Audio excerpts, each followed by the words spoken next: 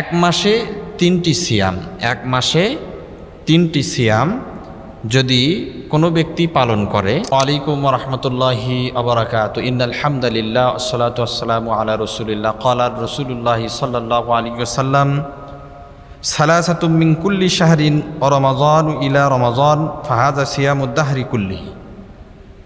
নবী মুহাম্মদ রাসূলুল্লাহ সাল্লাল্লাহু আলাইহি ওয়াসাল্লাম বলেছেন যে এক মাসে 3টি সিয়াম, এক মাসে 3টি সিয়াম যদি কোনো ব্যক্তি পালন করে এবং প্রত্যেক বছরে রমজান থেকে আরেক রমজান, এ রমজান গিয়েছে আগামী রমজানের রোজা পর্যন্ত, যে নবী মুহাম্মদ সাল্লাল্লাহু আলাইহি ওয়াসাল্লাম বলেছেন যে এক বছরের রোজা রাখা সমপরিমাণ। সুবহানাল্লাহ।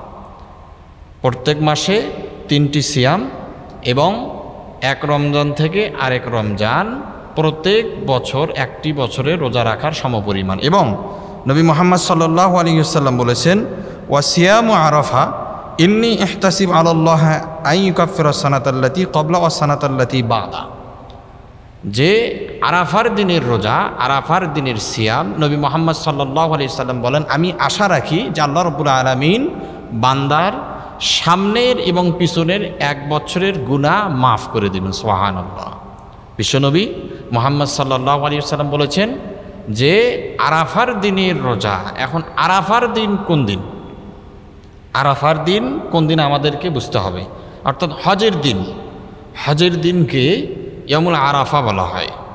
তো বাংলাদেশে দেখা যায় যেদিন আমরা সৌদিতে যেদিন তারা ঈদ করে সেদিন বাংলাদেশে আমরা 9 তারিখ হয় আমাদের এখানে। তো দেখা গেল যে একদিনের কম বাড়া, একদিন কম বেশি হয়। তো সেক্ষেত্রে ওলামায়ে কেরাম বিভিন্ন মত প্রকাশ করেছেন। তো বিজ্ঞ ওলামায়ে কেরাম বলেছেন, যেটা জমহুর ওলামায়ে কেরামের মত, যে বিভ্রান্তির মধ্যে না গিয়ে সরাসরিভাবে আমরা যদি 2টি রোজা, 2টি সিয়াম যদি আমরা পরপর পালন করি, অর্থাৎ ঈদের আগের দিন এবং তার আগের দিন 9 এবং 8 তারিখে, 10 তারিখ তো আপনার কুরবানি করতে হবে, সেদিন সিয়াম পালন করা সম্পূর্ণ হারাম।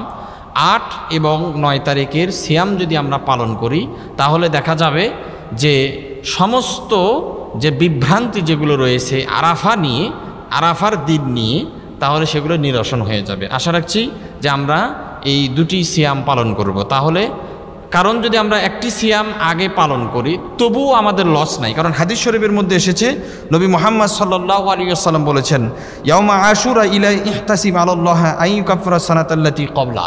যদি কোনো ব্যক্তি এই 10 দিনের সিয়াম পালন করে, প্রথম জিলহজ থেকে নিয়ে 9 জিলহজ পর্যন্ত, এর মাঝামাঝি 9 তারিখ পর্যন্ত যদি কেউ সিয়াম পালন করে, আল্লাহ রাব্বুল আলামিন তার পিছনের 1 বছরের গুনাহ, সামনের 1 বছরের গুনাহ আল্লাহ ক্ষমা করে দেবেন। সুবহানাল্লাহ। তো গুনাহ থেকে ক্ষমা এবং ফজিলত থেকে আল্লাহ রাব্বুল আলামিন মাহরুম করবেন না। অতএব আমরা বিভ্রান্তির মধ্যে না গিয়ে আমরা যদি 2টি সিয়াম পালন করি, 2টি রোজা, তাহলে আমরা আরাফার দিনের যে মর্যাদা, এই মর্যাদাটা থেকে আমরা হাতছাড়া হব না, আমরা এই মর্যাদাটা পেয়ে যাব।